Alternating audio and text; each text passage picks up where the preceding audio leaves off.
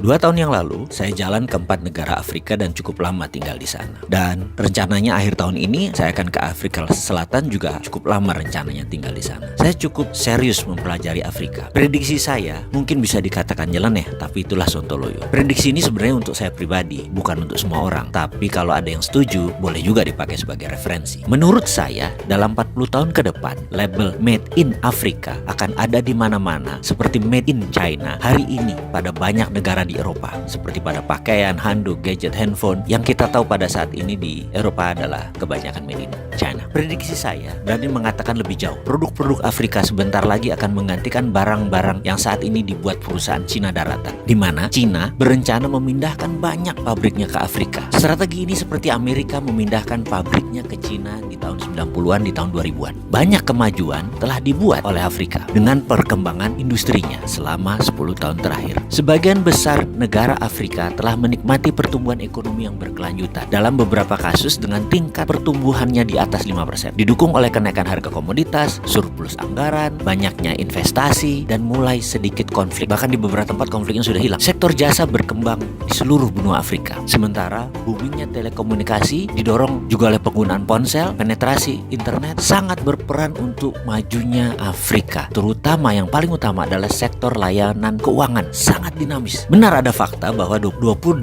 negara termiskin di dunia berada di Afrika. Setengah dari penduduknya hidup dalam kemiskinan tanpa akses hak asasi manusia dasar seperti makanan, air bersih, dan perumahan. Sementara 2 dari 5 orang di Afrika masih buta huruf. Pertumbuhan ekonomi produk domestik bruto per kapitanya hanya 1.770, sekitar seperempat dari negara Asia. Transformasi berkelanjutan membutuhkan pendekatan baru yang radikal. Itulah idenya Cina membangun Afrika. Tentunya untuk kepentingan Cina. Sudah ada 23 negara yang diikat dengan One Belt One Road-nya China. Mengapa Cina membangun Afrika? Cina meniru persis apa cara Amerika menyedot aset nasional Cina, yaitu tenaga kerja terampil di tahun 90-an. Namun strategi Cina di Afrika lebih sakti lagi karena strategi pendanaan obornya bisa mengikat sebuah negara dalam jangka panjang. Amerika kala itu lupa mengikat, jadi lepaslah Cina. Dan Cina tidak akan lakukan itu di Afrika. Cina akan lebih dalam memegang Afrika. Bagaimana cara Cina membangun Afrika? Manufaktur Afrika akan menjadi kunci keberhasilan Afrika. Bahan setengah jadi dikirim dari China, lalu dibuat bahan jadi oleh Afrika dan dikirim ke pasar Eropa. Dalam 5 tahun ini, strategi Cina di Afrika mulai menunjukkan hasilnya. Sektor manufaktur mulai tumbuh 9%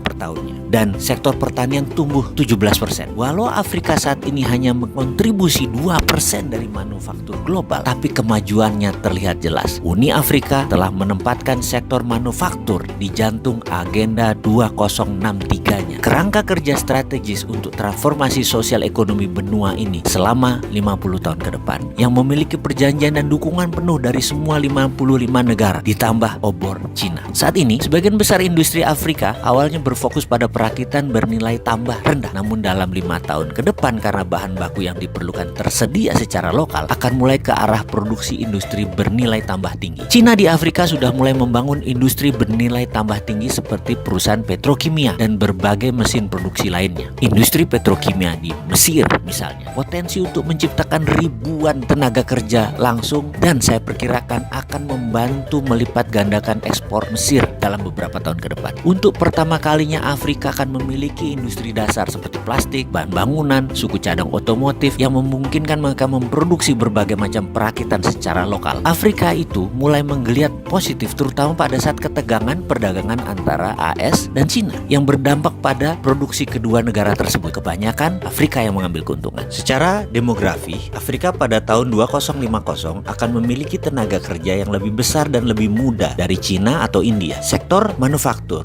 dikembangkan Made in Afrika akan mencapai Eropa lebih cepat karena terjauh jaraknya hanya 10 hari dari Eropa melalui laut. Jika diproduksi di Cina akan memakan waktu perjalanan lebih dari 40 hari untuk barang tiba. Cina dirugikan sejak awal karena jarak. Karena itu Cina serius membangun Afrika untuk berdagang. Kalau Indonesia, kemana grand plan-nya? Maaf nih ya, menanya.